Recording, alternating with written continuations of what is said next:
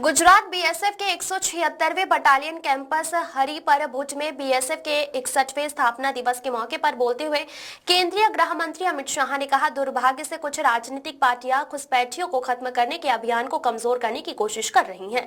ये राजनीतिक पार्टियां एसआईआर प्रोसेस और चुनाव आयोग की वोटर लिस्ट को साफ करने का विरोध कर रही है।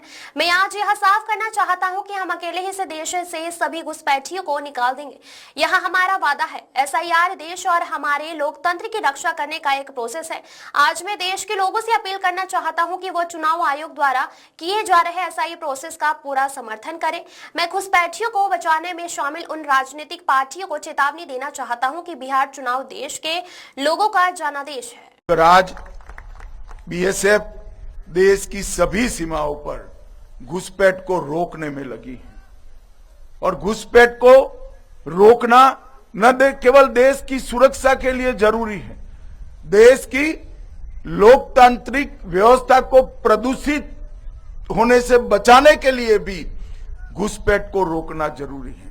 मगर दुर्भाग्य की बात है, कुछ राजनीतिक दल एक घुसपैठिया हटाओ का जो अभियान है इसको निर्बल करने में लगे हैं और वो राजनीतिक दल चुनाव आयोग द्वारा जो एसआईआर की प्रक्रिया चल रही है, मतदाता सूची का शुद्धिकरण जो चल रहा है, इसका खिलाफत कर रहे हैं।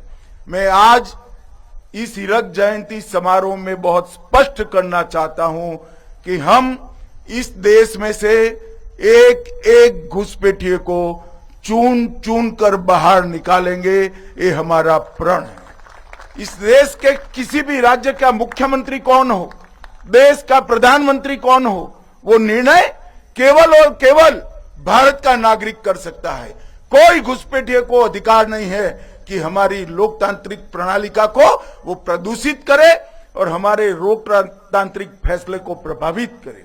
मित्रों, एसआईआर देश को एक प्रकार से हमारे लोकतंत्र को सुरक्षित करने का और निर्मल करने की प्रक्रिया है। मैं आज यहां से अपील करना चाहता हूं कि देश की जनता एसआईआर की प्रक्रिया में जो चुनाव आयोग के द्वारा चल रही है उसका पूरा समर्थन करे।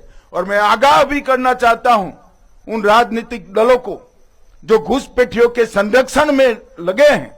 बिहार के चुनाव देश की जनता का मैंडेट है और वो मैंडेट घुसपैठियों की उपस्थिति के खिलाफ।